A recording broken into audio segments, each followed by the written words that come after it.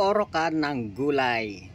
Alam nyo ba na ang orokan na ito ay hindi lamang makasampung beses na inanihan ng gulay?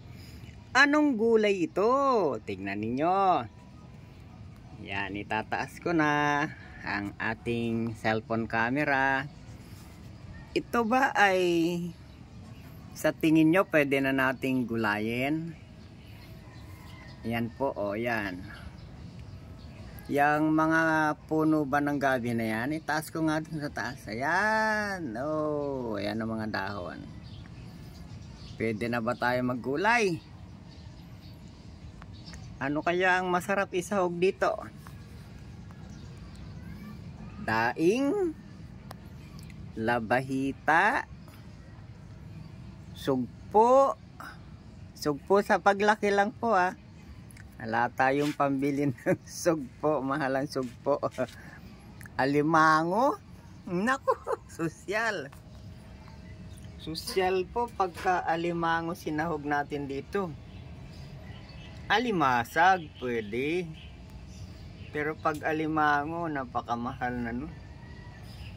1 piraso pa lang nun. Nasa 200 pesos na. Hindi kaya. Ano lang? Alimasag. Ayan. Yan po ang gabi oh. Talagang yan po ay napakalinis. Ayan. Tingnan nyo ba? Ito yung flooring ng bahay ko. Ito. Ito yung orokan. Ayan. Yan po ay 2 binhi ng gabi. Isang sabi nila na bintin dalaga. Ba't po tinawag na bintin dalaga? Maputi kasi. Ngayon po, puti oh. Wow, ang puti naman talaga. Yan, maputi ito. Yan, bintin dalaga ang tawag dyan. Etong isa na ito ay gabing tag-araw sinasabi.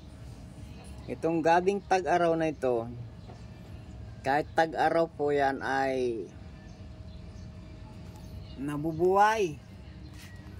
Nabubuhay po yan kahit tag-araw. Alam nyo ba na sarap na akong gulayin ito. Ang gabi ko na to. Ayan.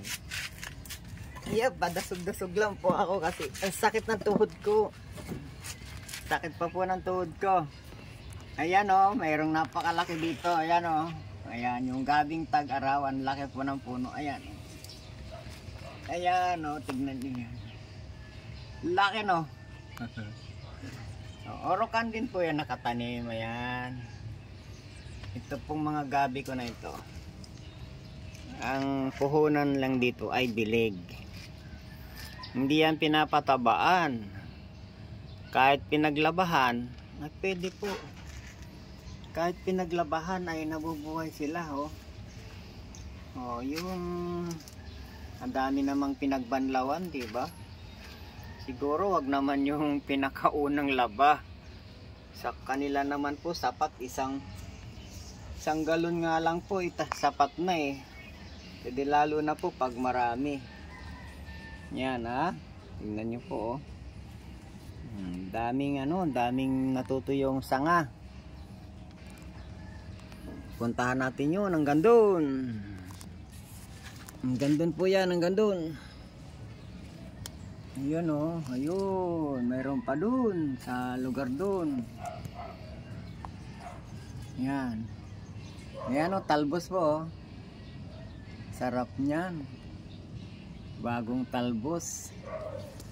Ito pa oh, talbos oh. Ay chat oh, talbos oh. Yan yung mga sarap na gulayin oh. Talbos. Ayan. Sige po. Siguro masarap isahog yung sugpo sa paglaki.